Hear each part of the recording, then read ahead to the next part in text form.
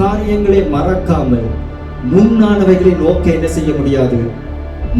நானும் நீங்களும் முன்னாக நோக்க வேணுமா இருந்தால், முன்னே செல்ல வேணுமாக இருந்தால், அழைக்கப்பட்ட அழைப்பின் அந்த ஓட்டத்தை இலக்கை நிறைவேற்ற வேணுமாக இருந்தால் பின்னானவைகளை என்ன செய்ய வேண்டும்?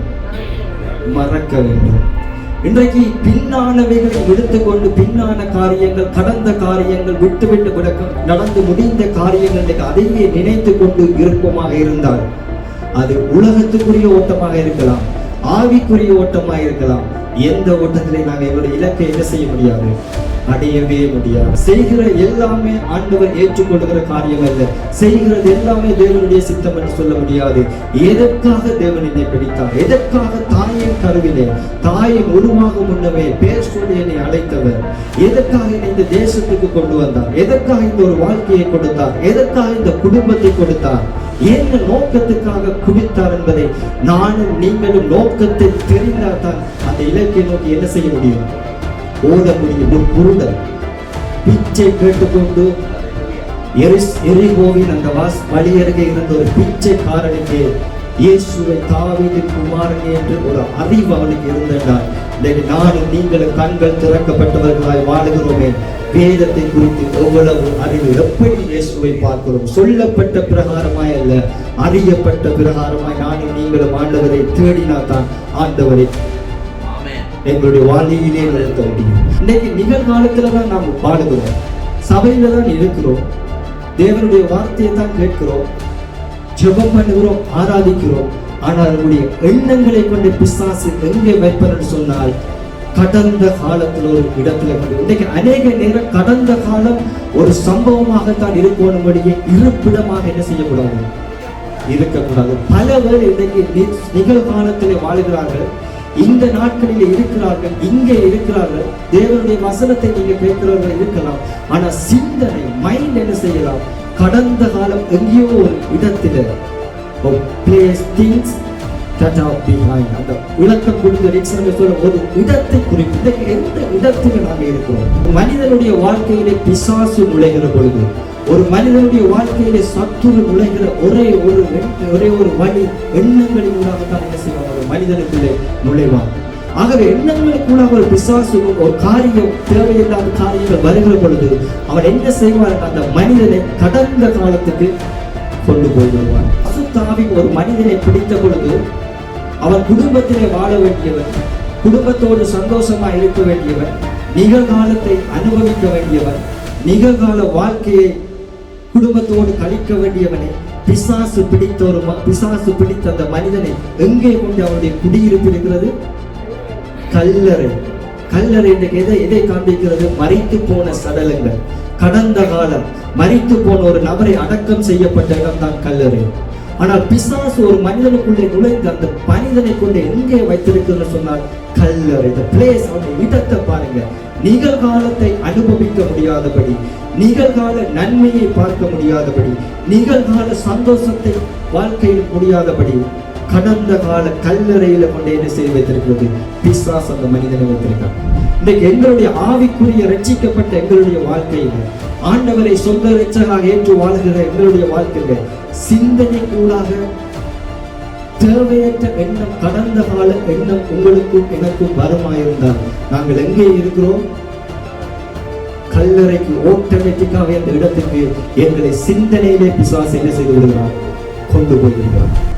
தேவனுடைய நன்மைகளை, அந்த நிகழ்கால நன்மைகளை அனுபவிக்க முடியாதபடி, கொடுத்திருக்கிற கிருபைகளை பெற்றுக்கொள்ள முடியாதபடி அநேக நேரத்தில் சிந்தனைகளை எங்கே கொண்டு வைக்கிறான்னா கல்லறை. கடந்த காலத்துக்குள்ளே அநேகருடைய வாழ்க்கையை கொண்ட கல்லறையோடு தேவையற்ற பாருங்க, தேவையில்லாத ஒரு இடத்துல இருக்க என்ன செய்கிறான்? பிசாசு அந்த மனிதனை வைத்திருக்கிறான்.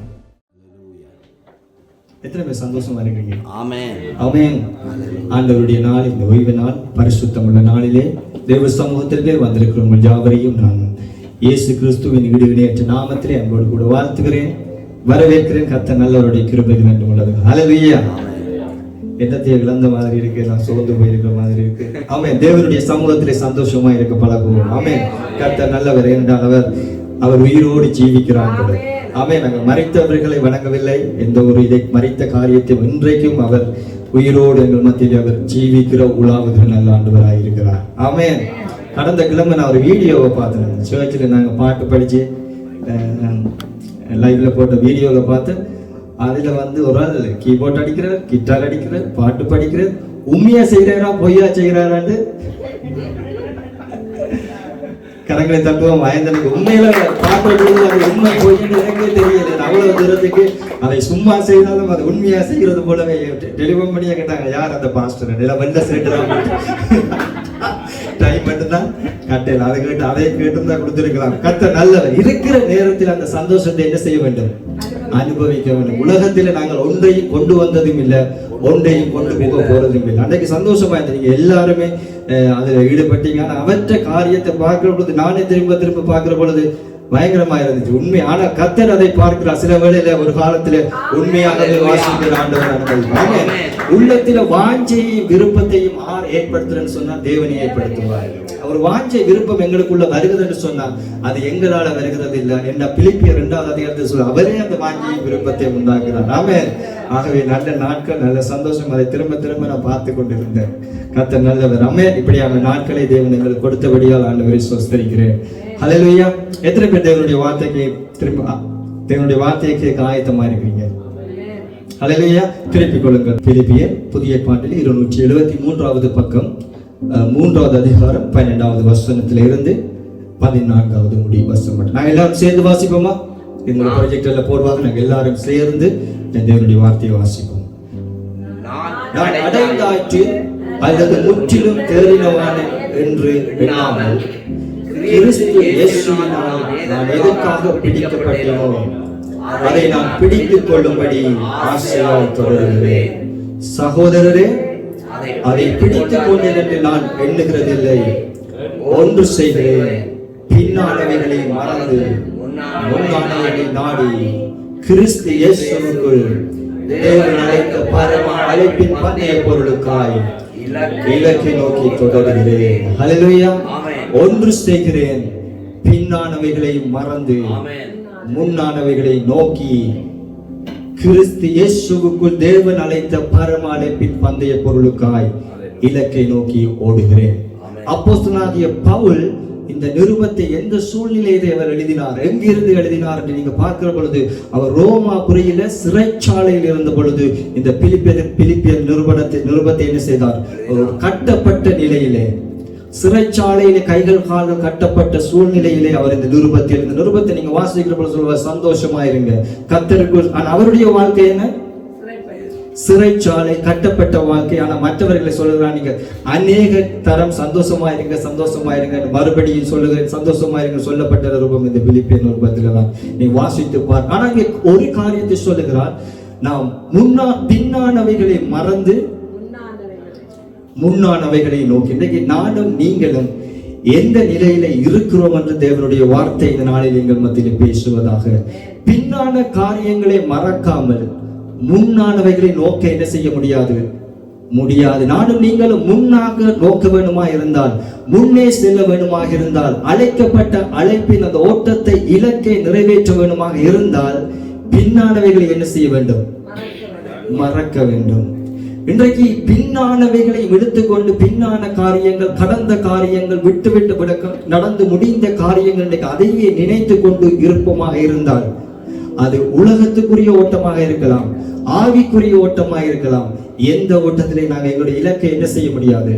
அடையவே முடியாது. அதைத்தான் இந்த நாளிலே தேவனுடைய ஆதாரத்தின் அடிப்படையில் நான் உங்களோடு கூட பேச பரிசுத்த ஆவியானவர் உதவி செய்வாராக. எத்தனை பேர் விசுவாசிக்கிறீங்க? ஹல்லேலூயா. ஹல்லேலூயா. நமக்கு எல்லாரும் ஏதோ ஒன்றை நோக்கி ஓடுகிறோம். என்னத்தை நோக்கி ஓடுகிறோம்? ஏதோ ஒரு காரியத்தை பெற்றுக்கொள்ள. என்னத்துக்காக வேண்டிய ஆலயத்துக்கு வருகிறோம்? என்னத்துக்காக வேண்டிய ஆண்டவர் ரட்சிக்கப்பட்டோம் என்ற பவுல் சொல்லுகிறார். வாசிங்க 12வது வசனத்தை வாசிங்க. நான் அடைந்த ஆயிற்று அல்லது முற்றிலும் தேறினவனான என்று எண்ணாமல் கிறிஸ்து இயேசுவினால் நான் எதற்காக பிடிக்கப்பட்டேனோ அதை பிடித்துக் கொள்ளும்படி ஆசையாய் தொடர்கிறேன். எதற்காக நீங்க பிடிக்கப்பட்டீங்க? எதற்காக நீங்க ஒருவேளை ஆண்டவராக இயேசு கிறிஸ்துவை உங்களுடைய சொந்த இரட்சகராக ஏற்றுக்கொள்ளாமல் இருக்கலாம், இல்லாட்டி ஆண்டவராக இயேசு கிறிஸ்துவை உங்களுடைய சொந்த வாழ்க்கையின் இரட்சகராக ஏற்றுக்கொண்டவர்களாக இருக்கலாம், இல்லாட்டி அவரை குறித்து நீங்கள் அறிந்திருக்கலாம். எதற்காக நீங்கள் பிடிக்கப்பட்ட, எதற்காக இந்த இடத்துல வந்திருக்கிறோம்? பவுல் சொல்லுகிறார், நான் எதற்காக பிடிக்கப்பட்டேனோ அதை பிடித்துக் கொள்ளும்படி ஆசையா என்ன செய்கிறேன், தொடருகிறேன். இன்றைக்கு நானும் நீங்களும் ஒன்றை பிடித்துக் கொள்ள வேண்டுமாக இருந்தால் எதற்காக நான் பிடிக்கப்பட்டேன் என்பதை நானும் நீங்களும் என்ன செய்ய வேண்டும், அறிந்திருக்க வேண்டும். ஏனோ எல்லாரும் ஓடுகிறார்கள் என்று நானும் என்ன செய்யக்கூடாது, ஓடக்கூடாது. 10 பேர் ஓடுகிறார்கள் என்று 11வது ஆளா நான் வரக்கூடாது. நான் யோசிக்கணும், ஏன் ஆண்டவர் எனக்காக கல்வாரியில் இரத்தத்தை சிந்தினார்? ஏன் ஆண்டவர் என்னை விலைக்கிரயம் கொடுத்து வாங்கினார்? ஏன் ஆண்டவர் இருளின் ராஜ்யத்திலே இருந்த என்னை அன்பின் குமாரனுடைய ராஜ்யத்துக்கு ஏன் தெரிவு செய்தார், ஏன் தெரிந்து கொண்டார் என்று நானும் நீங்களும் என்ன செய்ய வேண்டும், எதற்காக பிடிக்கப்பட்டோம் என்பதை நிச்சயித்துக் கொள்ள வேண்டும். ஹல்லேலூயா. செய்கிற எல்லாமே ஆண்டவர் ஏற்றுக்கொள்கிற காரியம் அல்ல, செய்கிறது எல்லாமே தேவனுடைய சித்தம் என்று சொல்ல முடியாது.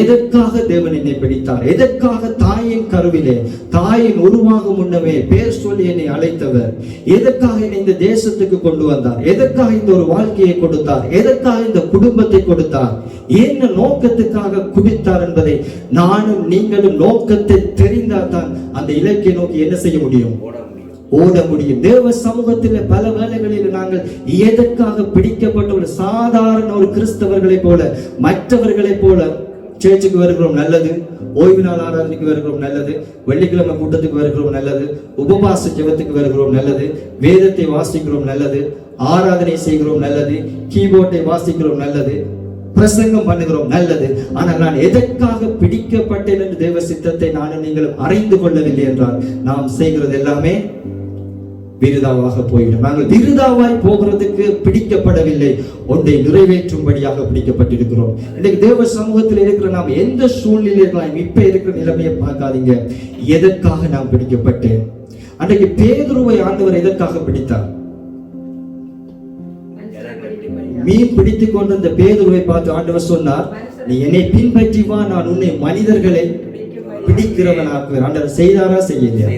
முதலாவது பிரசங்கத்திலே மீன்களை போல 3000 பேர் ரட்சிக்கப்பட்டாங்க. 2வது பிரசங்கத்திலே மீன்களை போல நல்ல கிளியத்தக்கதா எப்படி மீன் பிடித்தானோ அதே போல 5000 பேர் ரட்சிக்கப்பட்டாங்க. ஆண்டவர் எதற்காக பேதுருவை பிடித்தாரோ அதை ஆண்டவர் நிறைவேற்றினார். ஹல்லேலூயா. அதே போல நீங்க மத்தேயுவை பார்க்கலாம். மத்தேயு ஆண்டவர் எதற்காக பிடித்தார்? மத்தேயு ஆயத்துறையில இருந்தவர், ஆயத்துறை டாக்ஸ் ஆபீஸ்ல வேலை செய்த, கஸ்டம்ஸ்ல வேலை செய்த ஒரு நல்ல படித்தவர். ஆனா அவர் நினைத்திருக்கலாம் தன்னுடைய திறமைகள், தன்னுடைய தாளந்துகள் ஆண்டவர் அழைக்கிற போது எதற்காக தன்னை பயன்படுத்துவார் அவர் நினைத்திருக்கலாம். சில வேளைகளில் யோசித்திருக்கலாம், ஆண்டவர் அற்புதங்களை செய்கிறார், தேசத்துல நன்மைகளை செய்கிறார், வல்லமைகளோடு செய்கிறார், அநேக ஜன கூட்டங்கள் இவருக்கு பின்னால போகிறது. ஆகவே ஆண்டவர் என்னை அழைக்கிறதுக்கு ஒரு நோக்கம், என்னை ஒரு எக்கானன் அவர் அந்த ஃபீல்ட் தான். அவருடைய தாளந்துகள், அவருடைய திறமைகளை வைத்து ஒருவேளை அவர் யோசிச்சிருக்கலாம். ஆனா கர்த்தர் தாளந்துகளையும் திறமைகளையும் பார்க்கிறதில்லை. இன்றைக்கும் இந்த மத்தேயு என்ற சுவிசேஷத்தை நானும் நீங்களும் வாசிக்கிறோம் என்று சொன்னார். அதற்காகத்தான் அன்றைக்கு ஆண்டவர் மத்தேயுவை பிடித்தார். மத்தேயுவோட எண்ணம், சில வேளையில நான் அந்த பொருளாதாரத்தை கொடுத்திருந்தா நான் ஒரு நல்ல அக்கௌண்டனா இருக்கலாம், இல்ல ஆடிட்டரா இருந்திருக்கலாம், தேவன் இதை கொடுப்பார்னு மத்தேயு எதிர்பார்த்திருக்கலாம். ஆனா தேவன் பிடித்தது நோக்கம் பொருளாதாரமா இருக்கிறதுக்கு இந்த மத்தேயுவோட சுவிசேஷ நூலை நீ எழுதணும். இந்த நானும் நீங்களும் எது எங்களுடைய திறமைகள், எது எங்களுடைய தாளந்துகள்? கீபோர்ட் அடிக்க தெரிந்தா போல தேவன் என்னை கீபோர்ட் அடிக்கத்தான் அழைத்திருக்கிறார், பிடித்திருக்கிறார் என்று நான் நீங்களும் என்ன செய்யக்கூடாது, நினைத்து விடக்கூடாது. இதற்காக தேவன் என்னை பிடித்திருக்கிறார் என்பதை தேவனுடைய வார்த்தையின் அடிப்படையில் நானும் நீங்களும் உறுதிப்படுத்த வேண்டும், நிச்சயித்துக் கொள்ள வேண்டும். அழைப்பையும் தெரிந்து கொள்ளுதலையும் என்ன செய்யுங்க, உறுதிப்படுத்துங்க, தெரிந்து கொள்ளுங்க. அப்பதான் என்ன செய்ய முடியும், ஆசையாய் பின்தொடரலாம். ஹல்லேலூயா. இன்னைக்கு இலக்கை அறியாமல், இலக்கு தெரியாமல் நாங்கள் ஆசையா என்ன செய்ய முடியாது, தொடர முடியாது. எவ்வளவு அவரை அறிகிறோம் என்பது தான், அவ்வளவு தூரம் தான் நாங்கள் ஆண்டவரை ஆசையாக என்ன செய்ய முடியும், பின்பற்ற முடியும். ஏதோ ஒரு நோக்கத்துக்காக, ஏதோ ஒரு தேவைக்காக, ஏதோ ஒரு பதவிக்காக, ஏதோ ஒரு அந்தஸ்துக்காக நாங்கள் ஆண்டவரை தொடராமல், ஆண்டவரை குறித்த ஒரு அறிவு ஒரு மனுஷனுக்கு இருந்தா தான் அவன் ஆண்டவரை ஆசையாக தொடர முடியும். அன்றைக்கு அந்த பர்த்திமேயு என்ற குருடன், உங்களுக்கு தெரிந்த சம்பவத்தை நான் சொல்லுகிறேன். ஆண்டவர் எரிகோவுக்கு அருகாமையில வந்த பொழுது அந்த பர்த்திமேயு என்ற குருடன் அவன் கேட்கிறான், ஜனங்களுடைய சத்தத்தை கேட்டு யார் யார் வருகிறது யார் என்று சொல்லி கேட்கிற பொழுது ஜனங்கள் என்ன சொல்லுகிறார்கள்? லூக்கா 18வது அதிகாரத்துல இருக்கு. லூக்கா 18வது அதிகாரம் 36வது வசனம் நினைக்கிறோம்.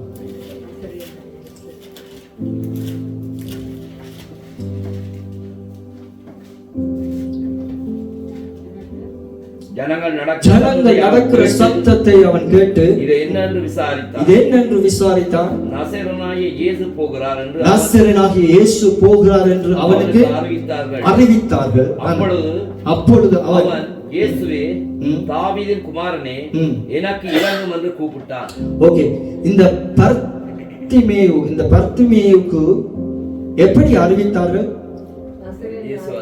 நசரேயனாகிய இயேசு போகிறார் என்றுதான் அறிவித்தார்கள். அப்ப அவன் எப்படி கூப்பிட்டு இருப்பான்? அப்ப அவன் தாவீதின் குமாரன் என்று அவனுக்கு என்னன்னு தெரியும்? ஒரு குருடன் பிச்சை கேட்டுக்கொண்டு எரிகோவின் அந்த வழியருகே இருந்த ஒரு பிச்சைக்காரனுக்கு இயேசுவை தாவீதின் குமாரன் என்று ஒரு அறிவு அவனுக்கு இருந்தென்றால், இன்றைக்கு நானும் நீங்களும் கண்கள் திறக்கப்பட்டவர்களாய் வாழுகிறோமே. வேதத்தை குறித்து எவ்வளவு அறிவு, எப்படி இயேசுவை பார்க்கிறோம்? சொல்லப்பட்ட பிரகாரமாய் அல்ல, அறியப்பட்ட பிரகாரமாய் நானும் நீங்களும் ஆண்டவரை தேடினாதான் ஆண்டவரை எங்களுடைய வாழ்க்கையிலே நிறுத்த முடியும். அன்றைக்கு அவன் பிரயாசப்பட்டான், தாவீதின் குமாரனே எனக்கு இறங்கும். இயேசு யோசிக்க ஒரு வித்தியாசமான சத்தம். அன்றைக்கு இயேசுவை யாரும் தாவீதின் குமாரன் என்று ஏற்றுக்கொள்ளாத ஒரு சூழ்நிலை. இந்த பிச்சைக்காரன் வழி அருகே இருந்தவன் கூப்பிடுகிறான் தாவீதுக்கு. அவனுக்கு சொல்லப்பட்டது நசரேயனாகிய இயேசு. சொல்லப்பட்ட பிரகாரம் அவன் கூப்பிடல, தான் அறிந்த பிரகாரமாய் தாவீதின் குமாரனே எனக்கு இறங்கும். ஆண்டவர் உடனே நிற்கிறார், நின்று யாரும் அவனை கூட்டிட்டு வாங்க. அப்படி ஆகவே நானும் நீங்களும் இன்றைக்கு ஆண்டவருடைய நன்மைகளை பெற்றுக் கொள்ள வேண்டுமாயிருந்தால், நானும் நீங்களும் ஆண்டவருடைய சுதந்திரத்தை அடைய வேண்டுமாயிருந்தால், தேவனுடைய இரக்கத்தை தயவையும் பெற்றுக் கொள்ள வேண்டுமாயிருந்தால், அவரை அறிகிற அறிவின் மேன்மையில் என்ன செய்ய வேண்டும்? வளர வேண்டும். எத்தனை தூரம் நாங்கள் அறிகிறோம்? எப்படி பாருங்க, அந்த பிச்சைக்காரனே தாவீதின் குமாரன் என்று அறிந்திருக்கீங்க. நானும் நீங்களும் அவரை எவ்வளவோ, இதான் பவுல் சொல்லுகிறார், அவரை அறிகிற அறிவின் மேன்மைக்காக எல்லாவற்றையும் குப்பையும் நஷ்டமும் என்று எல்லாவற்றையும் என்ன செய்து விடுகிறான்? விட்டு விடுகிறேன். அவரை அறிகிறது தான் முக்கியம். வேதாகமத்தில் இன்னைக்கு இயேசுவை குறித்து எழுதப்பட்டிருக்கிறது. வேதாகமத்தில் இயேசு செய்த நன்மைகளை குறித்து. ஆனால் நீங்க எவ்வளவு தூரம் அவரை அறிகிறீர்களோ, நீங்கள் எவ்வளவு தூரம் அவர் என்ன செய்தார் என்பதை அறிந்து கொள்ளுகிற அந்த அடிப்படையில் தான் உங்களுடைய வாழ்க்கையில நன்மைகளை கர்த்தர் செய்வார். ஹல்லேலூயா. ஆகவே இது ஒரு பிச்சைக்காரனுக்கு இந்த காரியமாயிருந்தால், இன்றைக்கு நாங்கள் தெரிந்தவர்கள் அறிந்திருக்கிறோம்.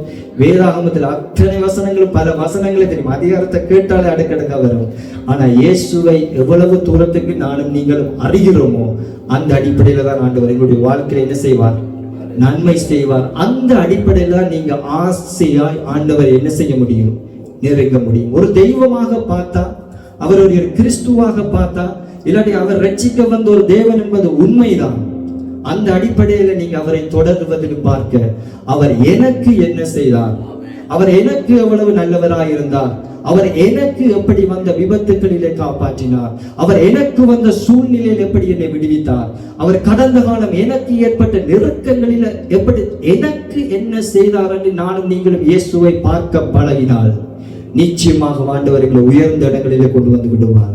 பொதுவாக பார்க்கிற மாதிரி பார்க்காதீங்க. அன்றைக்கு அந்த குருடனுக்கு சொல்லப்பட்டது, இவர் தாவீதின் குமாரன். அவர் கூப்பிட்டு இருக்கணும், தாவீதின் குமாரனே, சாரி, நசரேயனாகிய இயேசுவே என்று தான் சொன்னார். அவன் கூப்பிட்டு இருக்கணும், இயேசுவே எனக்கு இறங்கும். ஆனா அவன் ஒரு வாசனத்தை ஆட் பண்ணுகிறான், தாவீதின் குமாரனே. நானும் நீங்களும் இன்றைக்கு அந்த இன்றைக்கு எல்லாமே நவீன விஞ்ஞானம். ஏதாவது ஒன்றை பார்க்கணும் சொன்னா எல்லாமே பார்க்கலாம். நான் கூட இதுல சில வசனங்களை இப்ப சொல்லுவேன். ஹீப்ருவில் என்ன சொல்லப்பட்டு, கிரீக்கில் என்ன சொல்லப்பட்டிருக்கு, அதை கொண்டு வந்து டிக்ஷனரியில போட்டு. அன்னைக்கு எனக்கு ஒருத்தர் ஒரு போட்டோ அனுப்பியிருந்தார், திருமண போட்டோ, கணவன் மனைவி. அதை போட்டுட்டு கேட்டா சொல்லுது என்ன கோட் சூட் போட்டா எல்லாமே கிரியேட் பண்ணக்கூடிய அந்த நவீன தொழில்நுட்ப காலத்துல நாங்க என்ன செய்கிறோம்? வாழ்ந்து கொண்டு. ஒரு கடிதம் வந்தா அந்த கடிதத்தை படம் பிடிச்சு போட வேண்டியது மட்டும்தான். அது தமிழில டிரான்ஸ்லேட் பண்ணி அதுவே ஒரு சமரி என்ன செய்யுது? கொடுக்கிறாவே நானும் நீங்களும் பிரயாசப்படுவோம் கொஞ்சம் ஆண்டவரை குறித்து அறிகிறது. ஆண்டவர் இந்த வார்த்தை என்ன சொல்லப்பட்டிருக்குது, இந்த மூல மொழி என்ன சொல்லப்பட்டிருக்குது, இதுக்குரிய விளக்கம் என்ன, ஆண்டவர் உண்மை குறித்து அறிய வேண்டும் என்ற ஒரு வாஞ்சை எனக்கும் உங்களுக்கும் உள்ள வந்தால் அந்த வாஞ்சையை பார்த்து ஆண்டவர் என்ன செய்வார், எதற்காக உங்களை பிடித்தாரோ அந்த நோக்கத்தை நிச்சயமாக என்ன செய்வார், நிறைவேற்றவர் உண்மையிலவராக இருக்கிறார். ஆமென்.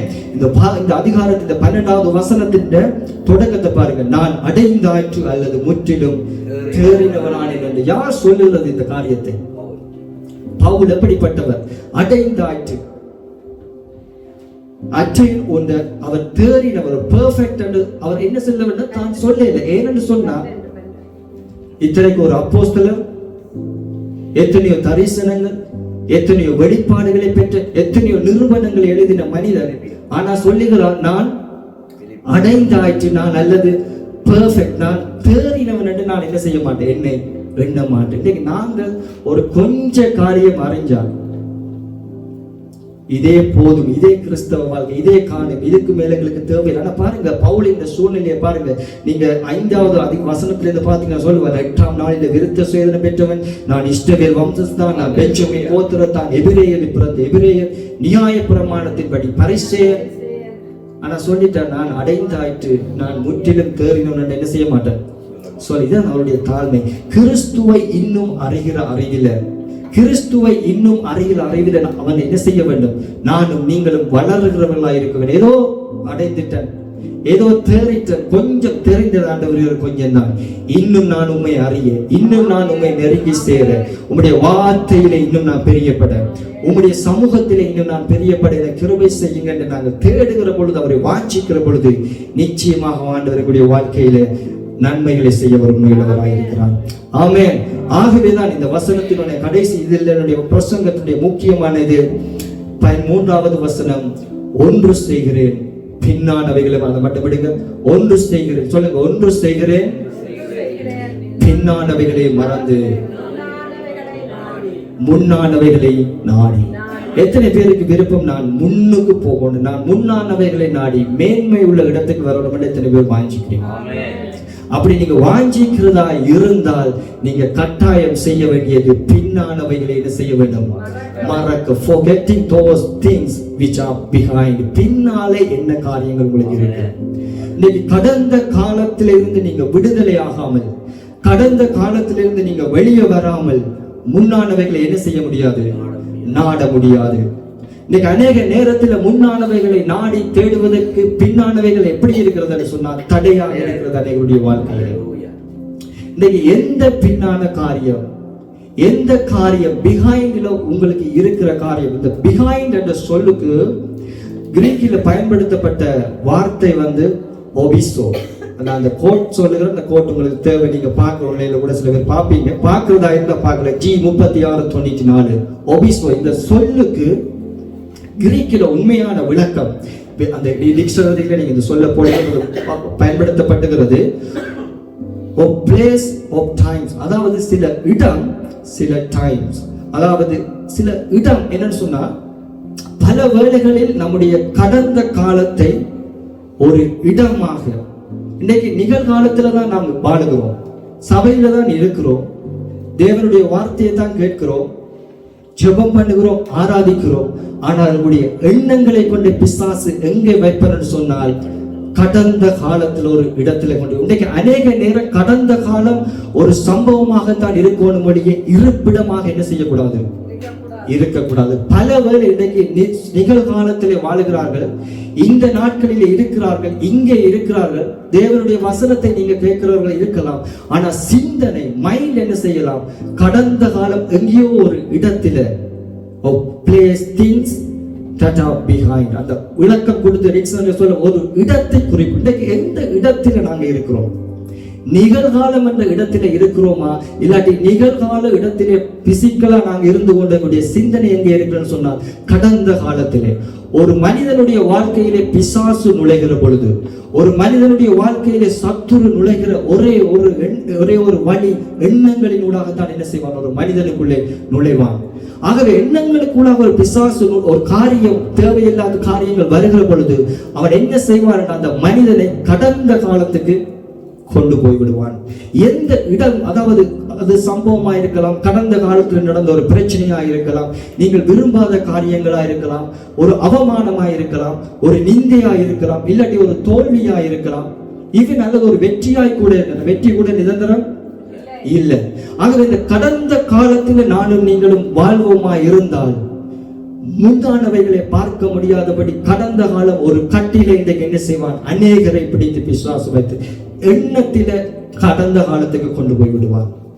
ஆகவே நானும் நீங்களும் இன்றைக்கு பாருங்க, இருக்கிற நேரம், இந்த நேரம் நடைமுறை கரண்ட், இந்த டைமை நாம அனுபவிக்க வேண்டிய நாங்க, இந்த டைம்ல சந்தோஷப்பட வேண்டிய நாங்க, இந்த டைம்ல இல்லாம அத சொல்லுகிறது ஆஃப் டைம் ஆஃப்டர் தட், அந்த கடந்த கால நேரத்தை, அந்த நேரத்தில் நடந்த காரியத்தை சிந்தனையில கொண்டு வந்து எத்தனையோ பல வருடங்களுக்கு முன்பதாய், எத்தனையோ பல காலங்களுக்கு முன்பதாய் யாரோ ஒரு நபர் பேசின எண்ணத்தை, யாரோ ஒரு நபர் எங்களை பார்த்து சொன்ன அந்த வார்த்தையை இன்றைக்கும் நினைத்து நினைத்து நினைத்து கடந்த கால இடத்தில, கடந்த காலம் அந்த நேரத்தினால நிகழ்கால வாழ்க்கையை அநேகர் என்ன செய்து விடுகிறார்கள், இழந்து விடுகிறார்கள். ஹல்லேலூயா. நானும் நீங்களும் இன்றைய நாளில் ஒரு காரியத்தை காண்பிக்கும். மார்க் எழுதின சுவிசேஷம் 5வது அதிகாரம்,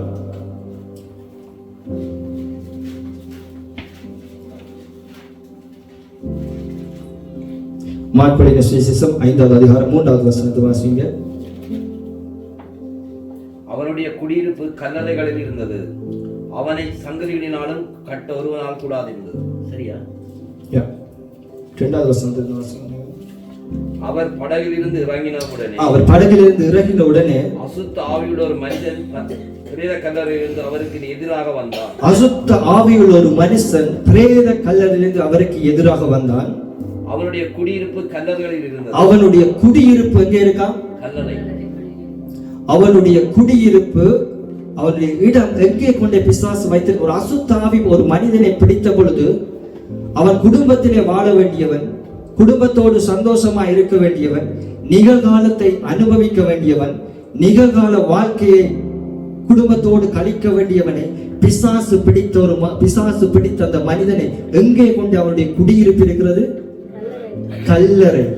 கல்லறை இன்றைக்கு எதை காண்பிக்கிறது? மரித்து போன சடலங்கள், கடந்த காலம் மரித்து போன ஒரு நபரை அடக்கம் செய்யப்பட்ட இடம் தான் கல்லறை. ஆனால் பிசாசு ஒரு மனிதனுக்குள்ளே நுழைந்து அந்த மனிதனை கொண்டு எங்கே வைத்திருக்கிறது சொன்னால் கல்லறை. the place, அவனுடைய இடத்தை பாருங்க. நிகழ்காலத்தை அனுபவிக்க முடியாதபடி, நிகழ்கால நன்மையை பார்க்க முடியாதபடி, நிகழ்கால சந்தோஷத்தை வாழ்க்கையில் முடியாதபடி கடந்த கால கல்லறையில கொண்டு என்ன செய்து வைத்திருக்கிறது? பிசாசு அந்த மனிதனை வைத்திருக்கிறார். இன்றைக்கு எங்களுடைய ஆவிக்குரிய ரட்சிக்கப்பட்ட எங்களுடைய வாழ்க்கையில, ஆண்டவரை சொந்த இரட்சகராக ஏற்று வாழ்கிற எங்களுடைய வாழ்க்கையில சிந்தனை கூடாக தேவையற்ற எண்ணம், கடந்த கால எண்ணம் உங்களுக்கும் எனக்கும் வருமாயிருந்தால் நாங்கள் எங்கே இருக்கிறோம்? கல்லறைக்கு. ஆட்டோமேட்டிக்காவே அந்த இடத்துக்கு எங்களை சிந்தனையிலே பிசாசு என்ன செய்து விடுகிறான்? கொண்டு போய் விடுகிறான். தேவனுடைய நன்மைகளை, அந்த நிகழ்கால நன்மைகளை அனுபவிக்க முடியாதபடி, கொடுத்திருக்கிற கிருபைகளை பெற்றுக்கொள்ள முடியாதபடி அநேக நேரத்தில் சிந்தனைகளை எங்கே கொண்டு வைக்கிறான்னா கல்லறை. கடந்த காலத்துக்குள்ளே அநேகருடைய வாழ்க்கையை கொண்ட கல்லறையோடு தேவையற்ற பாருங்க, தேவையில்லாத ஒரு இடத்துல இருக்க என்ன செய்கிறான் பிசாசு? அந்த மனிதனை வைத்திருக்கிறான். ஒரு விஷயம் நாம் யோசித்து பார்ப்போம். கடந்த காலத்தில் நடந்த தீமையான காரியங்கள் உண்மைதான், கடந்த காலங்களில் நடந்த பிரச்சனைகள், ஏற்றுக்கொள்ள முடியாத பிரச்சனைகள் உண்மைதான், கடந்த காலங்களில் இடைப்பட்ட இழப்புகள் உண்மைதான், அவமானங்கள் உண்மை. ஆனால் அதிலே இருக்கும்படி நானும் நீங்களும் என்ன செய்யப்படவில்லை, தெரிந்து அநேக நேரங்களுடைய. அதனாலதான் அப்போஸ்தலனாகிய பவுல் என்ன செய்கிறார்? எபேசு சபைக்கு சொல்லுகிறார், நீங்க பிசாசின் தந்திரங்களோடு எதிர்த்து நிற்க திராணி உள்ளவர்களாகும்படி சர்வாயுத வர்க்கங்களை என்ன செய்யுங்க? தரித்துக் கொள்ளுங்க. சத்தியம் என்னும் கச்சையை, நீதி என்னும் சத்தியம் என்னும் கச்சையை உங்கள் அறைகளிலே கட்டினவர்களாய். 1 பேதுல சொல்லுகிற அந்த மனதின் அறையில உடைய சத்தியம் என்னும் கட்சி என்ன செய்யுங்க? கட்டுங்க. அதாவது மனதின் கூடாக, மைண்டு கூடாகத்தான் இன்றைக்கு பல வேளைகளிலே என்ன செய்கிறார் என்று சொன்னால் தேவையற்ற எண்ணத்து கூட பாருங்க, அவருடைய இடத்தை எங்க கொண்டு வைத்து விட்டான்? கல்லறையிலே. பாருங்க அவர் என்ன செய்கிறான், தொடர்ந்து வாசிங்க.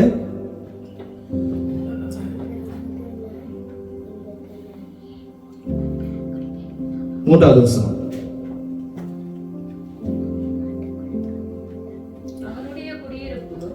அவனுடைய குடியிருப்பு கல்லறையிலே இருந்தது,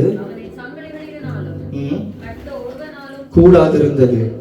அவன் அநேக தரம் விலங்குகளினாலும் சங்கிலிகளினாலும் கட்டப்பட்டிருந்தும் சங்கிலிகளை முறித்து அவனை அடக்க ஒருவனாலும் கூடாதிருந்தது. அவனை அடக்க ஒருவனாலும் கூட இருந்தது. எப்படிப்பட்ட மனிதன்? ஒரு மனிதனுக்குள்ள பிசாசு வந்த பொழுது அவனை கொண்டு கல்லறையில கொண்டு வைக்கிறது மட்டுமல்ல, அவனை அடக்க கூட என்ன செய்யவில்லை, அடக்க கூட ஒருவராலும் கூட. இன்றைக்கு நாங்கள் நல்லா தான் இருக்கிறோம், தேவ சமூகத்துல தான் இருக்கிறோம்.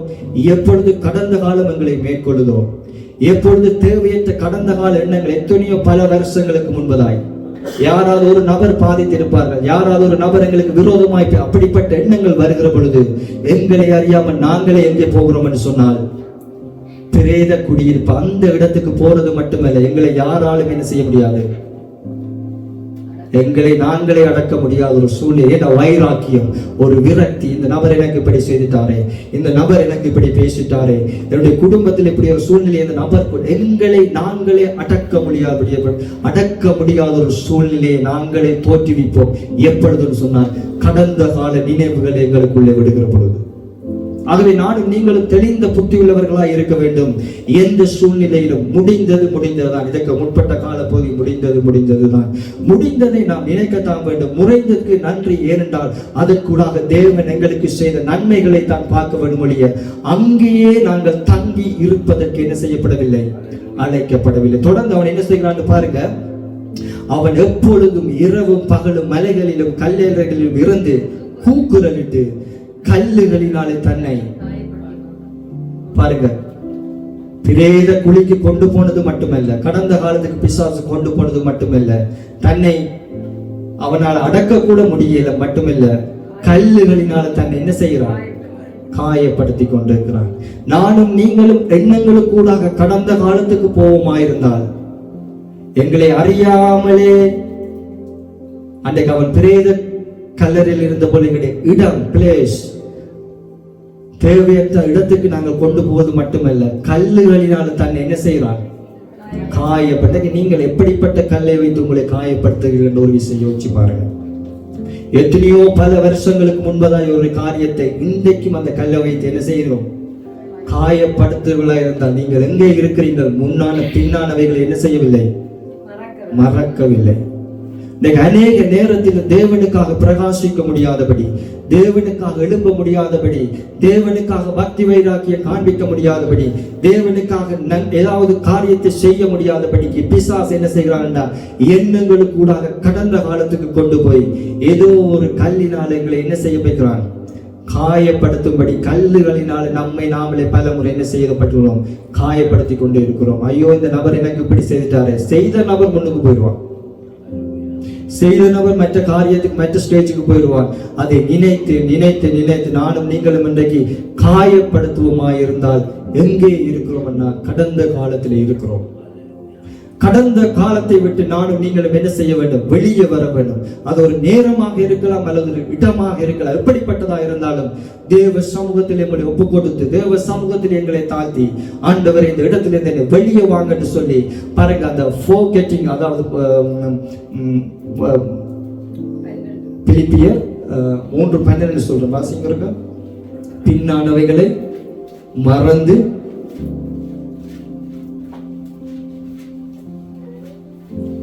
பிலிப்பியர் 3:12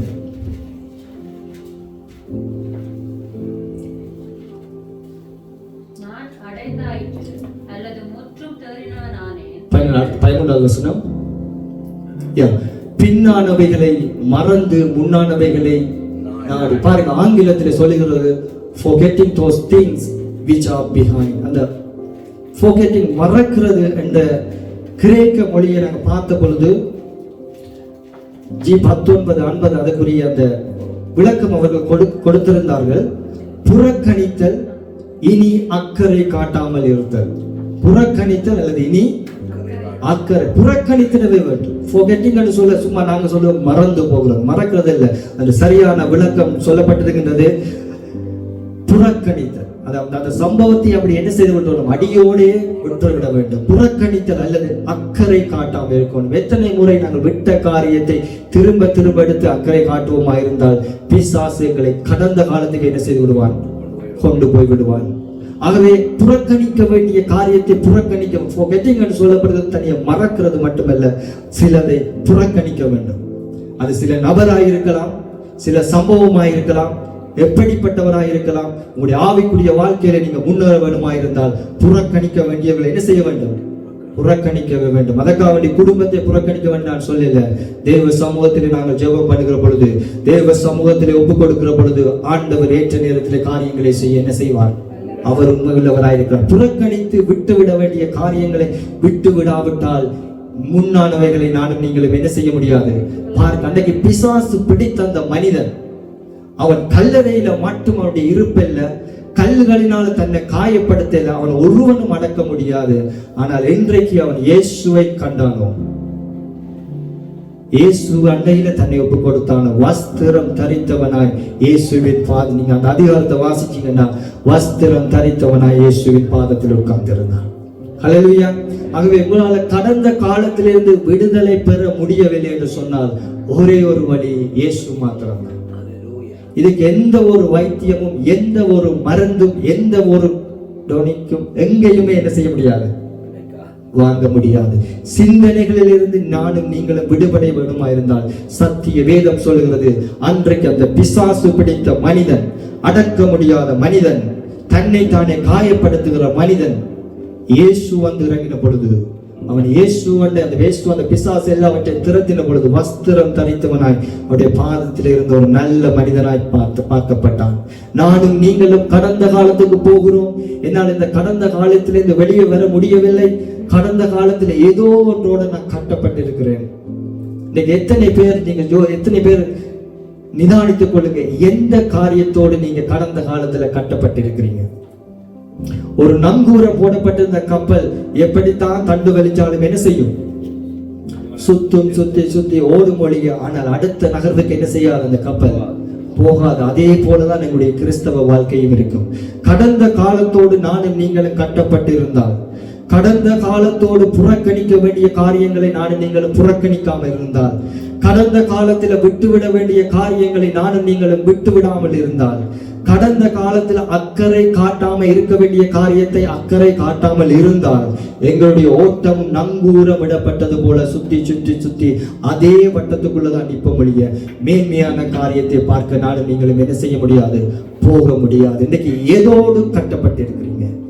எந்த ஒரு காரியம் கட்டப்பட்டிருக்கிறது, எந்த ஒரு மனுஷன் உங்களுடைய கண்களுக்கு முன்பதாக கட்டியிருக்கிறீங்க, இல்லாட்டி எந்த ஒரு சூழ்நிலையை கட்டியிருக்கிறீங்க, நாமே நிதானித்து என்ன செய்வோம், அந்த கட்டுக்களை அவளுக்கு நானும் நீங்களும் பிரயாசப்படுவோம்.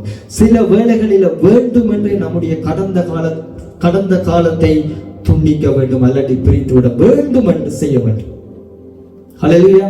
பின்னானவைகளை மறக்க வேண்டுமாயிருந்தால் வேண்டும் என்று எங்களுடைய கடந்த காலத்தை கிறிஸ்துவுக்காக துண்டிக்க வேண்டும். கடினம் தான் சொல்லுகிற காரியம், வார்த்தையில சொல்லலாம், ஆனா செயல்முறையில வரல. கடினம். துண்டித்தால் தான் நானும் நீங்களும் பின்னானவைகளை மறந்து முன்னானவைகளை நோக்கி கிறிஸ்துவுக்காக பரம அழைப்பின் பந்தய பொருளுக்காக இலக்கை நோக்கி என்ன செய்ய முடியும், ஓட முடியும். அத்தனை பேருக்கு அநேகர் வாழுகிற அநேகர் இருக்கிறார்கள். நாங்கள் ஓடுகிறோம் என்று சொல்லுகிறார்கள். ஓட்டத்தில் வந்து யோசிச்சு பாருங்க, ஓட்டத்தில் ஒருத்தர் நிற்கிற பொழுது அவனுடைய பார்வையெல்லாம் இலக்கு நோக்கினதா தான் இருக்கும்.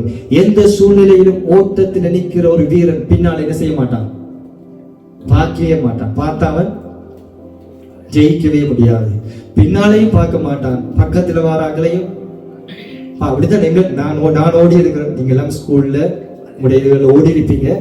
உங்களுடைய இலக்கு எப்பவுமே எங்க செய்ய வேண்டும், முன்னுக்கு அங்க நிக்கிறவர்களை தான் பார்த்து ஓடணும். முடிய நீங்க சைட்டால பார்த்த யார் வர்றான்னு பார்த்தா கூட நீங்க பாக்குற கேப்ல மற்றவன் என்ன செய்து விடுவான், முந்தி கொண்டு ஓடி. ஆகவே இந்த கிறிஸ்தவ ஓட்டத்தில் எங்களுடைய வாழ்க்கையின் ஓட்டத்துல எங்களுக்கு இன்றைக்கு அநேக நேரத்துல நாங்க பின்னுக்கு திரும்பி பார்க்கிறதால எங்களால் என்ன செய்ய முடியவில்லை, ஓடவே. கடந்த காலத்தை வேணும் என்ற நிச்சயத்தை நாம் என்ன செய்ய வேண்டும், துண்டிக்க வேண்டிய காரியங்களை துண்டித்து ஆகவே வேண்டும். ஹல்லேலூயா.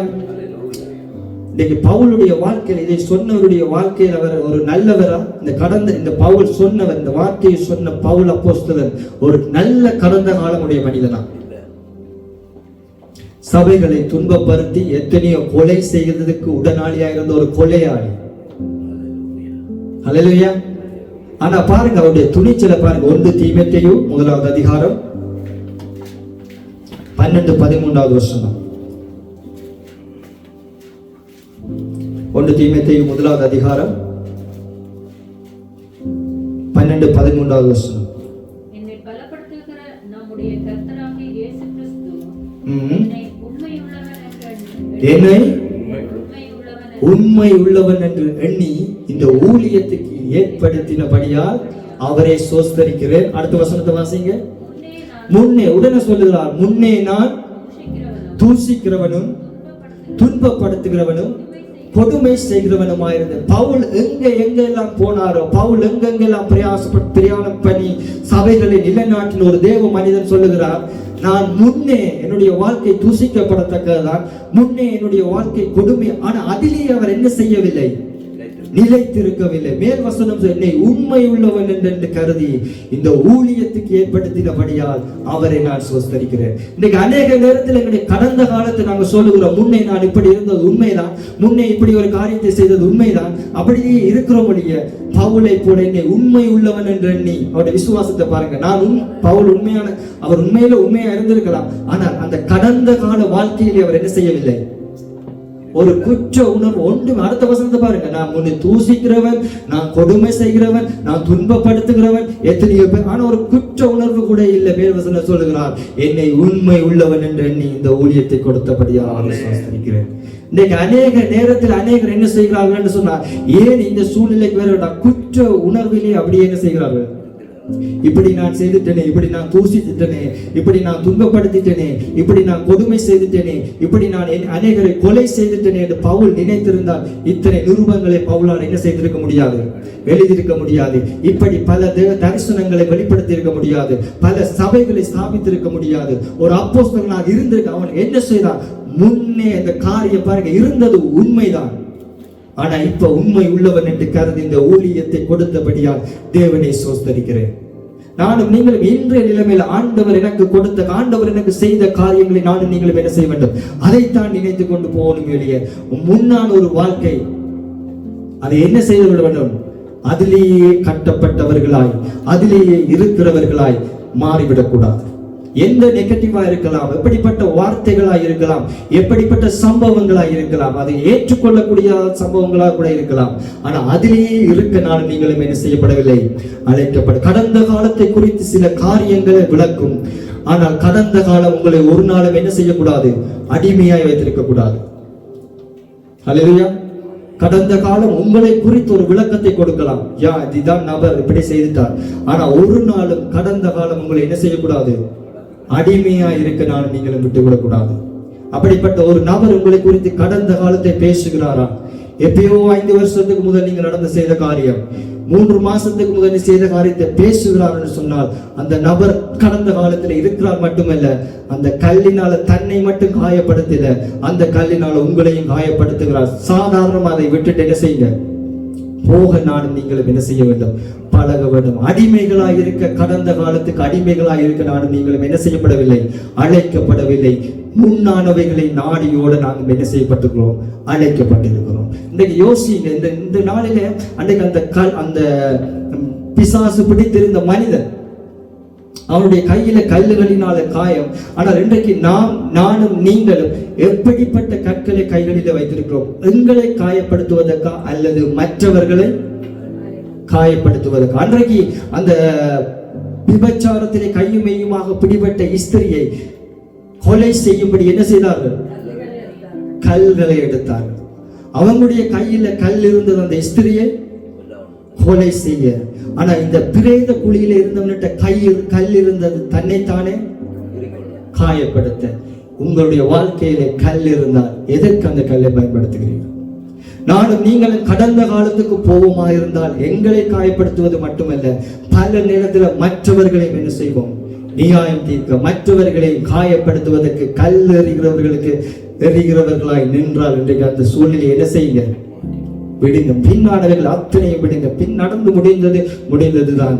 முன்னானவைகளை நோக்கி, வாக்கு தத்தத்தை நோக்கி, மேன்மையான காரியங்கள் எத்தனையோ மேன்மை ஆண்டவர் வைத்திருக்கிறார், எத்தனையோ நன்மைகளை ஆண்டவர் வைத்திருக்கிறார், எத்தனையோ உயர்ந்த ஸ்தலங்களை ஆண்டவர் வைத்திருக்கிறார். அது நீங்களா இருக்கலாம், நானா இருக்கலாம். கடந்த காலத்தில் இருப்போம் என்றால் எங்களுடைய வாழ்க்கையும் இந்த நிலைமைதான். ஆமென். கடந்த கால கயிறை நாம் என்ன செய்ய வேண்டும்? இன்றைக்கு சிலர் பாவத்தில கட்டப்பட்டவர்கள் அல்ல, பாரத்தில கட்டப்பட்டவர்கள். சிலர் எங்க கட்டப்பட்டிருக்கிறார்கள்? பாவத்தில கட்டப்பட்டவர்கள் அல்ல. கடந்த கால பாவத்தில் அவர்கள் இல்லை, ஆனா கடந்த கால பாரம் இன்றைக்கு அநேகரை என்ன செய்யப்பட்டிருந்தது? கட்டி வைத்திருக்கிறது. பாவம் செய்ய மாட்டார்கள், ஆண்டவருக்கு உண்மையாக இருக்கிறார்கள், தேவ சமூகத்தை நாடுகிறார்கள். ஆனா கவலை, நெகேமியா மனதின் துக்கம் என்று சொல்லி நெகேமியா 2 வாசிங்கள், தெரியுமா?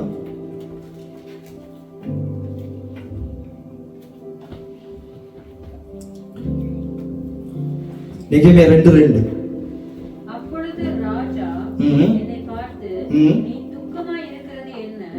எனக்கு வியாதி இல்லையே, இது மனதின் துக்கமே ஒழிய வேறொன்றும் இல்லை. இது மனதின் துக்கமே ஒழிய வேறொன்றும் இல்லை. பாருங்க, அவருடைய முகத்தில பார்க்கிற பொழுது தெரிஞ்சது மனதின் துக்கம். இன்னைக்கு நாம கடந்த காலம், அது அன்றைக்கு அவனுடைய மனதின் துக்கம் என்னத்துக்காக இருந்தது? எருசலேம் தேவாலயத்துக்காக வேண்டி, ஒரு நல்ல காரியத்துக்காக வேண்டி இருந்த துக்கம். ஆனா நானும் நீங்களும் இந்த நாள் கடந்த காலத்தை குறித்து இருப்போமா இருந்த கடந்த கால பாரங்கள் இன்றைக்கு என்ன செய்யும்? தூக்கத்தையும் பாரத்திலையும் கட்டப்பட்டதா இன்றைக்கு சில வேளைகளில் எங்கள் அந்த நிலைமையிலே வைத்திருக்கிறோம். யோசேப்புடைய வாழ்க்கையை நீங்க யோசித்து பாருங்க. யோசேப்புடைய வாழ்க்கையில நடந்த காரியங்கள் கடந்த காலம் எல்லாமே சாதகமானது அல்ல. சகோதரர்களால காட்டி கொடுக்கப்பட்டான், சகோதரர்களால குழியில தள்ளப்பட்டான், சகோதரர்களால தான் அந்நியர்களுக்கு விற்கப்பட்டான். அங்க போன இடத்துல போத்திபாருடைய மனைவியினால ஒரு தேவையற்ற பேச்சுக்கள், தேவையற்ற. ஆனால் இத்தனை நிலைமையிலும் அவன் கடந்த காலத்தை என்ன செய்யவில்லை? நினைக்கவே இல்லை. அவன் தன்னுடைய பாருங்க, ஏற்ற நேரத்தில் ஆண்டவர் கொண்டு வந்து உயர்ந்த இடத்துல வைத்தார். இன்னைக்கு வாழ்க்கையில சில நேரம் கடந்த காலங்களுக்கு ஒரு படிப்பினையாக இருக்கலாம், அனுபவமாக இருக்கலாம். ஆனா ஒரு நாள் கடந்த காலத்திலே கட்டப்பட்டவர்களாய் நானும் நீங்களும் என்ன செய்து விடக்கூடாது? வாழ்ந்து விடக்கூடாது. ஆமென். நம்முடைய ஆவிக்குரிய வாழ்க்கையில நாங்கள் முன்னேற வேண்டுமா இருந்தால் கடந்த காலத்தை என்ன செய்ய வேண்டும்? மறக்க வேண்டும். முன்னுக்கு போறோமா, பின்னால ஓடுறோமா, இல்லாட்டி நின்ற இடத்திலே நிக்கிறோமா, எங்கே நிக்கிறோம் என்பதை நான் நீங்களும் என்ன செய்து கொள்வோம்? நிதானித்து அறிந்து பார்ப்போம். அழைக்கப்பட்டது உண்மை, தெரிந்தது உண்மை, அவர் ஓடும்படியாக வந்தது. இந்த ஆவிக்குரிய முதிர்ச்சி என்பது, ஆவிக்குரிய மச்சுவட் முதிர்ச்சி என்பது எந்த நிலையில நாங்கள் நிற்கிறோம் என்பது முக்கியம். எதை அடைந்தோம் என்பது இல்லை, எதை தேவனுக்காக சாதித்தோம் என்றதல்ல, எதை விட்டு விட்டோம், என்னவாக நாமல் மாறிக்கொண்டிருக்கிறோம் என்பதுதான் எங்களுடைய ஆவிக்குரிய முதிர்ச்சி இருக்கு. ஹல்லேலூயா. எங்களுடைய வாழ்க்கையில் ஒரு மாற்றம் இல்லை என்று சொன்னால், எங்களுடைய கடந்த கால வாழ்க்கையை நாங்கள் விட்டுவிட வேண்டும். நடத்தையில் ஒரு மாற்றம் இல்லை என்று சொன்னால் ஆவிக்குரிய முதிர்ச்சியில நாங்கள் முதிர்ச்சி அடையவே இல்லை. எங்களுடைய பேச்சில் ஒரு மாற்றம் இல்லை என்று சொன்னால் எங்களுடைய ஆவிக்குரிய வாழ்க்கையில நாங்கள் முதிர்ச்சி அடையவே இல்லை. சூழ்நிலைகளை ஹேண்டில் பண்ற விதத்தில் ஒரு மாற்றம் இல்லை என்று சொன்னால் ஆவிக்குரிய ரீதியில் நாங்கள் முதிர்ச்சி அடையவே இல்லை.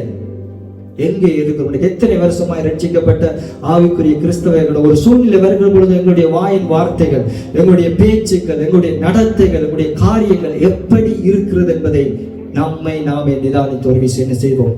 ஆவிக்குரிய முதிர்ச்சி என்பது எவைகளை சாதித்தோம் என்பதை அல்ல, எவைகளை விட்டு விட்டோம், எப்படி இப்பொழுது இருக்கிறோம் என்பதுதான் ஆவிக்குரிய வளர்ச்சி இருக்கு. தேவனை தேடலாம், வேதத்தை வாசிக்கலாம், ஆண்டவரை ஆராதிக்கலாம். ஆனால் என்னுடைய உங்களுடைய வாழ்க்கையில மாற்றம் இல்லை என்று சொன்னால் பிரயோஜனம் இல்லை. ஆகவே நான் தான், அதனாலதான் ஆண்டவர் சொல்லுகிறார் ஏசாயாவிலே, முந்தினவைகளை நினைக்க வேண்டாம், பூர்வமானவைகளை சிந்திக்க வேண்டாம், இதோ புதிய காரியங்களை. நீங்க யோசிக்கலாம், என்னுடைய கடந்த காலம் இப்படி இருக்கு, எப்படி ஆண்டவர் புதிய காரியத்தை செய்வார்? என்னுடைய கடந்த காலம் இப்படி இருக்கு, அதை ஏற்றுக்கொள்ள முடியாது, எப்படி ஆண்டவர் முந்தினவைகளை நினைக்க? ஆண்டவர் சொல்ற நினைக்க வேண்டாம், பூர்வமானதை. ஏசாயா 43:18-19 நினைக்க வேண்டாம், புதிய காரியம் ஏனென்று சொன்னார் அவர் எப்படி வனாந்தரத்திலே ஆண்டவர் சொல்லுகிறார் வனாந்தரத்திலே வழியையும் அவாந்தர வெளிகளிலே நீரூற்றுக்களை உண்டு பண்ணுகிறவரா என்னுடைய ஆண்டவர். ஆமென். அடுத்த வசனத்தை வாசி, அடுத்த வசனத்தை விடுங்க 19 பாருங்க. வனாந்தரத்திலே வழியையும் அவாந்தர வெளிகளிலே ஆறுகளையும் உண்டா. வனாந்தரத்திலே வழி உண்டாகுமா? அவாந்தர வழியில் ஒரு ஆறு உண்டாகுமா? அதே செய்கிற ஆண்டவர். இன்னைக்கு சில வேளை நீங்க யோசிக்கலாம், என்னுடைய கடந்த காலம் இப்படி போச்சு ஆண்டவர். அதான் சொல்லுங்க, ஒன்றையும் நீங்க யோசிக்க, முந்தினவைகளை நினைக்க வேண்டாம், பூர்வமானவைகளை சிந்திக்காதீங்க. கர்த்தர் புதிய காரியங்கள் உங்களுடைய வாழ்க்கையை செய்வார், செய்ய வரும். ஏன் அவர் வனாந்தரத்தில் வழி உண்டு பண்ணுகிறவர். என்னுடைய வாழ்க்கை வனாந்தரமா இருந்தால் நிச்சயம் அது ஒரு வழியை என்ன செய்வார், உண்டு பண்ணுவார். ஒருவேளை வனாந்தரமா இருக்கலாம், வாழ்க்கை அவாந்தர வெளியை போல இருக்கலாம், நிச்சயமாக ஒரு ஆறு உண்டாகும். ஆமென். கர்த்தர் உண்டு பண்ணுவார். செய்ய வேண்டியது ஒன்றே ஒன்றுதான், உண்டாக்குறது அவருடைய பிரச்சனை. செய்ய வேண்டியது முந்தினவைகளை நினைக்காதீங்க. பூர்வமான காரியங்களை என்ன செய்து விடுங்க, விட்டு விட்டீங்கன்னு சொன்னா வாழ்க்கையில தேவன் முன்னானவைகளை நோக்கி உங்களை என்ன செய்வார், கொண்டு போவார். ஆகவே நீங்க எதில கட்டப்பட்டிருக்கிறோமோ அந்த கட்டை என்ன செய்து கொள்ளுங்க, அவிழ்த்து கொள்ளுங்க, பிரயாசப்படுங்க. ஆண்டவரே, இந்த காரியத்திலிருந்து என்ன வெளியே கொண்டு வாங்க, இந்த குழியிலிருந்து என்ன வெளியே கொண்டு வாங்க. இந்த காரியம் திரும்ப சிந்தனை ஜெபிக்க முடியாதபடி, தேவனை தேட முடியாதபடி, ஆண்டவரை இன்னும் அதிகமாய் நெருங்க முடியாதபடிக்கு எனக்கு தடையா இருக்கிறது இந்த கடந்த காலம். ஆண்டவரே, இது என்னுடைய பலவீனம். ஆண்டவரே, மறுபடியும் சில நபர்கள் அப்படியே பாருங்க, நீங்க நல்லா ஒரு மாசம் ஒரு கிழமைக்கு நல்லா உபவாசம் பண்ணி நல்ல ஆண்டவரோட இருப்பீங்க, எங்கேயாவது போயிருக்க யார் நிக்க கூட அந்த நபருடைய கண்களை பார்க்கும்படி கர்த்தர் செய்வார்கள் நான் சொல்ல மாட்டேன். சரி, கர்த்தர் தான் செய்தாலும் நாம் நல்ல இருந்து என்ன செய்ய வேண்டும், ஓகே, சாதாரண ஒரு நபரை பார்க்கிறது போல பார்த்துட்டு என்ன செய்யணும், அவர்களுக்காக உங்களை நிந்திக்கிறவர்களுக்காக என்ன செய்யுங்க, ஜெபம் பண்ணுங்க. உங்களை தூஷிக்கிறவர்கள், நிந்திக்கிறவர்கள், சத்துருக்களா இருந்தா அவங்களை மன்னிச்சு. ஆனா அதையே நினைத்து கொண்டிருக்க நானும் நீங்களும் என்ன செய்யப்படவில்லை. இன்னைக்கு அனுபவிச்சிருப்பீங்க, எந்த காரியம் உங்களுடைய வாழ்க்கையில வரக்கூடாதுன்னு நினைக்கிறீங்களோ அதுதான் மறுபடி ஜெபத்துக்கு போய் முழங்கால் எரிக்கைக்கு அந்த காரியம் என்ன செய்யும். அதான் பாரு, நீங்க ஜெபம் பண்ணி நான் ஆண்டவருக்காக உபவாசம் இருக்க போறோம், அதிகாலமே எழுப்பி போய் இருந்து பாருங்க, ஒரு ஜெபம் ஒரு பாட்டு நல்லா இருக்கும், அடுத்த பாட்டுக்கு அந்த நபர் பேசின அந்த வார்த்தை தான் என்ன செய்யும், முன்னுக்கு வரும். அதோடய சில நேரம் மாற எல்லாமே உபவாசம் சரி. பல வேளை நம்ம அதை கடந்த காலத்துக்கு போயிடுவோம். கடந்த காலம் வந்துச்சேன்டா யோசிங்க, உங்களுடைய இருப்பிடம் எங்க போயிட்டு, கல்லறைக்கு போயிட்டீங்க. கல்லறைக்கு போன அடுத்த கட்டம் என்ன செய்ய போறீங்க, உங்களை நீங்களே காயப்படுத்த போறீங்க. இதுதான் இன்னைக்கு அநேகருடைய வாழ்க்கை. நானும் தான் என்னை செய்து எனக்கு தான் இந்த வார்த்தை. அநேக நேரங்களில் விடுத்த தேவனுக்காக ஏதாவது செய்யணும் என்று பிரயாசப்பட்டு நல்லா இருக்கும், ஆராதனை துதி ஆராதனை திடீரென பார்த்தா அந்த எண்ணம் சிந்தனை என்ன செய்திடும். ஆகவே சிந்தனையை தேவ சமூகத்தில் ஒப்புக்க, ஆண்டவர் இது என்னுடைய பலவீனம், ஆண்டவரே இந்த காரியத்தில் என்னை விடுதலை ஆக்குங்க. உம்முடைய சத்தியம் என்னும் கட்சியை நான் என்னுடைய சிந்தனையில் என்ன செய்கிறேன், கட்டுகிற இயேசுவின் நாமத்தில் இப்படிப்பட்ட எண்ணத்தை கிறிஸ்து இயேசுவுக்குள்ள நான் என்ன செய்கிறேன், ஆண்டவரே சிறைப்படுத்துகிறேன். இந்த வார்த்தையினால நான் ஜெயப்படுகிறேன்.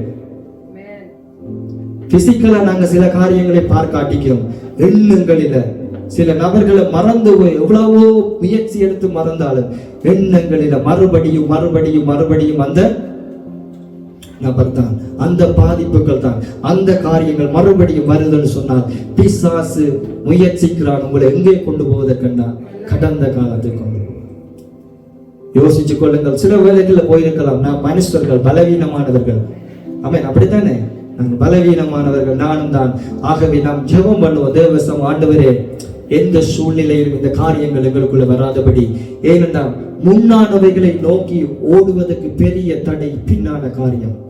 முன்னானதை குறித்து பேசுகிறதை விட இன்னைக்கு இந்த பின்னான காரியத்தை அநேகர் விட முடியாததால தான், அதிலேயே இருக்கிறதால, அதிலேயே பழக்கப்பட்டதால முன்னான காரியங்களுக்கு இன்னைக்கு என்ன செய்ய முடியவில்லை, போக முடியவில்லை. ஹல்லேலூயா. எத்தனை பேர் தீர்மானிக்கிற இன்றிலிருந்து நான் பின்னானவைகளை மறக்க தேவ சமூகத்தில் ஏற்படுகிறேன். ஹல்லேலூயா. கரங்களை உயர்த்தி கரங்களை தட்டி தேவ நாமத்தை மகிமைப்படுத்துவோமா. ஹல்லேலூயா. ஜீசஸ், நன்றி ஆண்டவரே, நன்றி. பின்னானவைகளை மறந்து முன்னானவைகளை நோக்கி. பிலிப்பியர் 3க்கு வாங்க, முடிக்க போறோம், 10 நிமிஷத்துக்கு முடிக்கிறோம். பின்னானவைகளை மறந்து முன்னானவைகளை நோக்கி நாடி கிறிஸ்து இயேசுவுக்குள் தேவன் அழைத்த பரம அழைப்பின் பந்தய பொருளுக்காக இலக்கை நோக்கி ஓடுகிறேன். இலக்கை நோக்கி ஓட நீங்க தீர்மானம் எடுத்த பொழுது வேறு எந்த அந்த ஓட்ட வீரன் எப்படி வேறு எந்த ஒரு காரியத்தையும் பார்க்க மாட்டானோ அதுபடி என்னதான் தடைகள் வந்தாலும் எப்படிப்பட்ட காரியங்கள் வந்தாலும் இலக்கில நானும் நீங்களும் என்ன செய்ய வேண்டும்? உறுதி உள்ளவர்களாய் பாருங்க. ஐ பிரஸ் டுவர்ட் தி மார்க். ஒரு பிரஸ் என்ன சொல்றது? ஒரு அழுத்தம், ஒரு துருக்கு. அப்ப நீங்க ஒவ்வொரு துருக்குக்கும் எதிர்வினையான துருக்கு என்ன செய்ய முடியும்? வாழ்க்கையில வரும். சாதாரண ஓட்டம் இல்லை நீங்கள் ஓடுகிறவர். கிறிஸ்துவுக்காக நீங்க ஒரு துருக்கு கொடுத்தீங்கன்னா பிசாசு எத்தனை துருக்கு திரும்ப தருவா? அதையும் தாண்டி தாண்டி தாண்டி அப்படித்தான் பாருங்க. ஆங்கிலத்துல சரியா இருக்கு. ஐ பிரஸ் டுவர்ட் தி மார்க். இலக்கை நோக்கி நானும் நீங்களும் தொடர வேண்டுமா இருந்தால் ஒவ்வொரு அழுத்தம் தான் ஜெபம் பண்ணணும் மட்டும் தீர்மானத்தை எடுத்தீங்கன்னா அதுக்கு எதிர்வினையான மரத்துருக்கு என்ன செய்வான்? வந்தையா. ஆனால் உலகத்தை ஜெயித்தவரை விட என்னோடு இருக்கிறவர் என்ன செய்யவர்? அவர் பெரியவர். சோர்ந்து போக கூட. தாவீது சொல்லுகிறார், நான் கர்த்தரிடத்தில் ஒன்றையே கேட்டேன், அது என்னோட சாதாரண உலக பொருளுக்காகவே எவ்வளவு பிரயாசப்படுகிறார். சாதாரண ஒரு ஓட்டத்துக்கு அவங்களோட சாப்பாட்டில இருந்து எந்த ஒரு காரியமும் அவங்களுக்கு வெயிட்டா இருக்கு என்ன செய்ய மாட்டாங்க? விட மாட்டாங்க. ஷூவில இருந்து உடுப்பில இருந்து எல்லாத்தையும் என்ன செய்வாங்க? எல்லாம் பார்ப்பாங்க. நீங்க எவ்வளவு உங்களை ஃப்ரீ ஆகுறீங்களோ எவ்வளவு தூரம் உங்களை அவ்வளவு தூரத்துக்கு என்ன செய்ய முடியும்? அதைத்தான் எபிரேயர் 12வது அதிகாரம் 1வது வசனம் சொல்லுகிறது.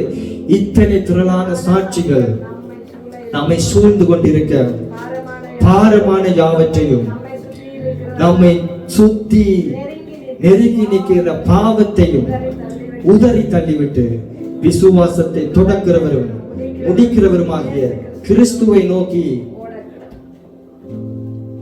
எபிரேயர் 12 கிறிஸ்தியமித்த ஓட்டத்தை எதோடு ஓட செய்வோம்? பொறுமையோடு. பாருங்க, இன்னைக்கு அநேக நேரத்துல நம்மை நெருக்கி நிற்கிற பாவத்தை தள்ளி விட்டுருவோம். ஆனால் பாரத்தை இன்னைக்கு என்ன செய்ய முடியவில்லை. பாரத்தோடு உங்களால் என்ன செய்ய முடியாது? ஓட முடியாது.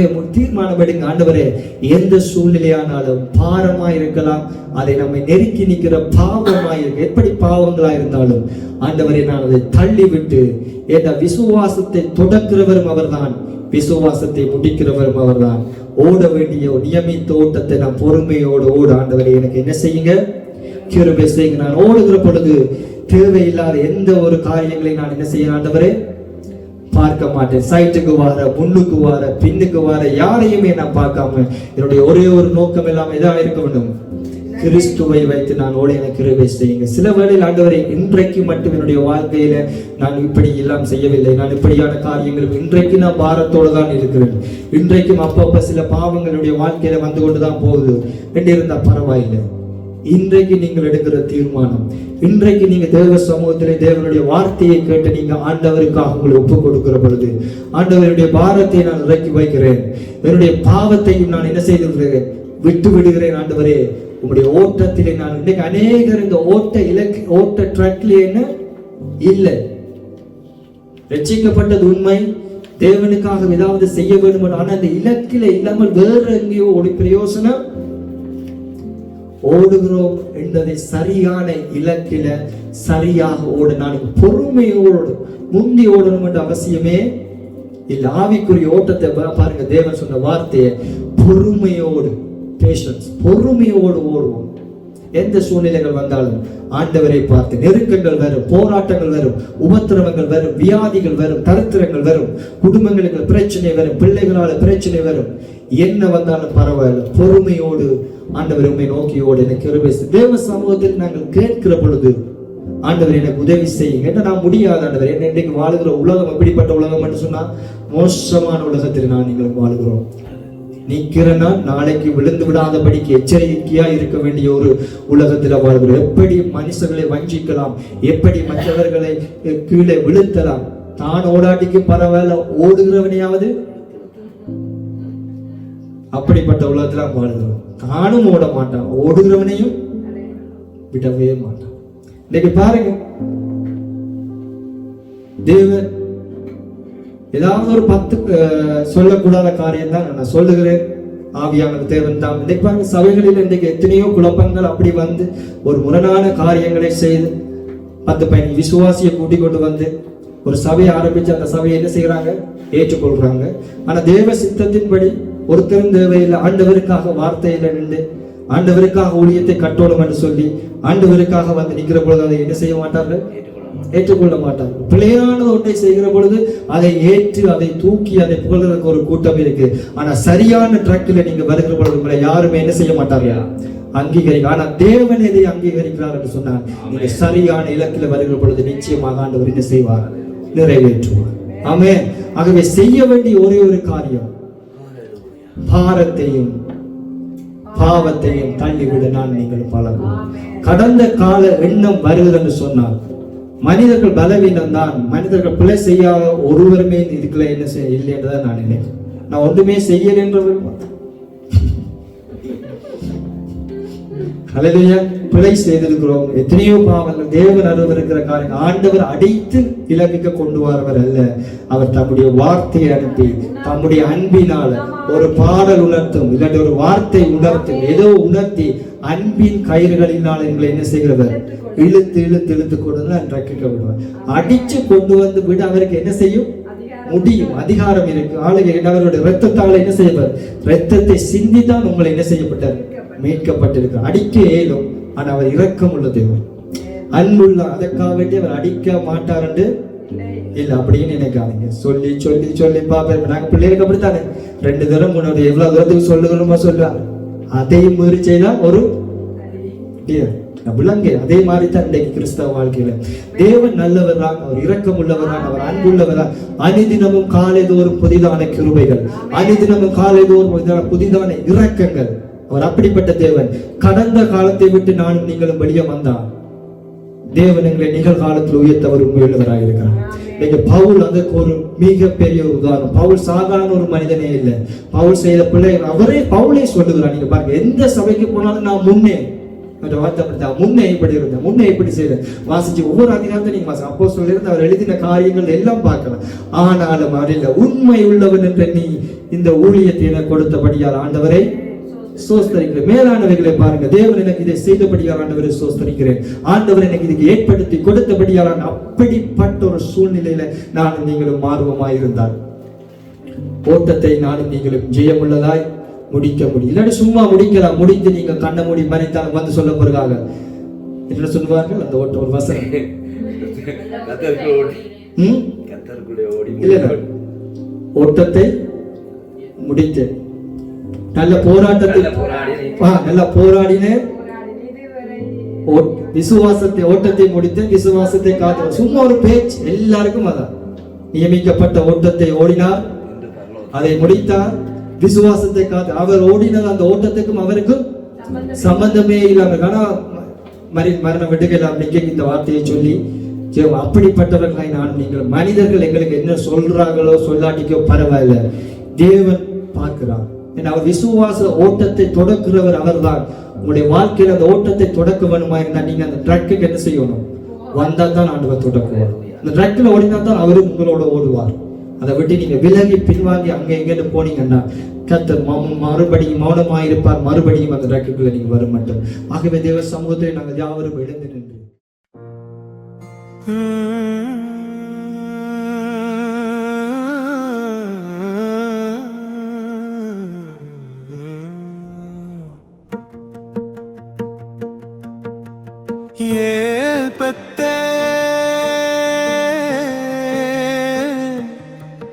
தேவனுடைய வீடு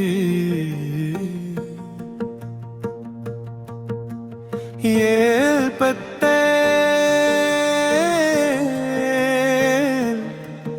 தரிசனத்தின் இடம்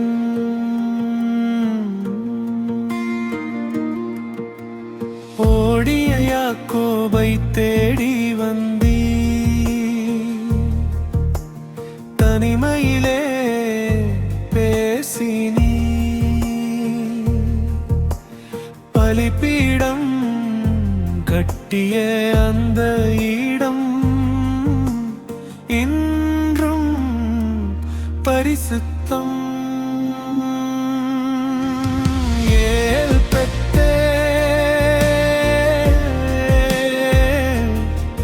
தேவனுடைய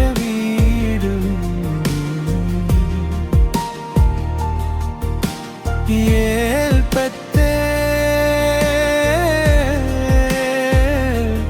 வானம் திறந்த இடம்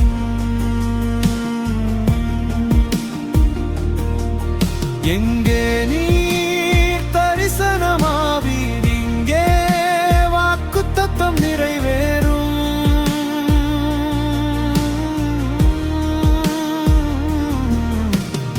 ஏல் பெத்தே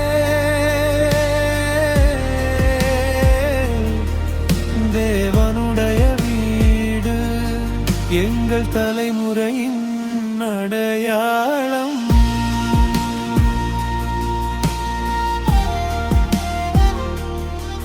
நான் சர்வ வல்ல தேவன் என்றே பலுகி பெருகுவாயன்றி ஜாதிகள் உன்னிலிருந்து எழும் ராஜாக்கள் உன் சந்ததி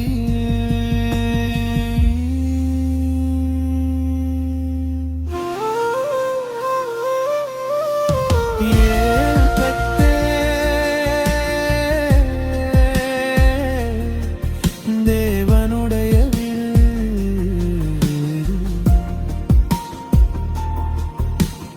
ஏல் பெத்தே ஆசீர்வாதத்தின் இடம்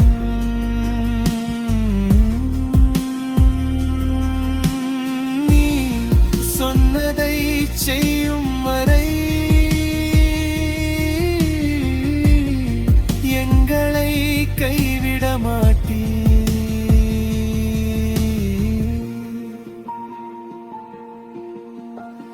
இதோ வானத்தில் சிங்காசனம் மகிமையால் நிறைந்தது மின்னலும் இடியும் சத்தமும் பரிசுத்தர் பரிசுத்தர் ஏழு ஆவிகள் எரிகின்றன அக்கினி தீபங்கள் முன்பாக நாம் விழுந்து ஆராதிக்கிறோம் தேவனுடைய சிங்காசனத்தின் முன்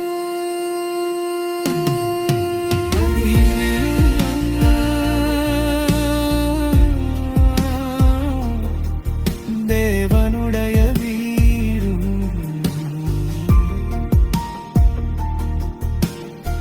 ஏல் பெத்தே வானமும் பூமியும் சந்திக்கும் இடம் மேற்கும் கிழக்கும் பரவுவோம் வடக்கும் தெற்கும் நிறைவோம்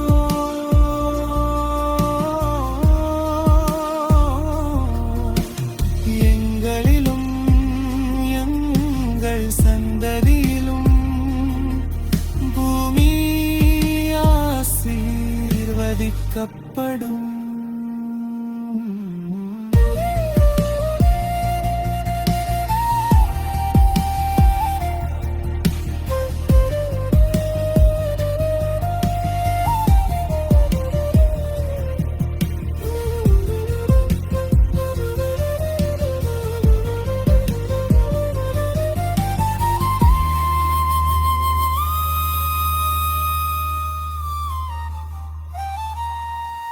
நீர் எங்களோடு இருப்பீர் போகும் இடமெல்லாம் காப்பீர்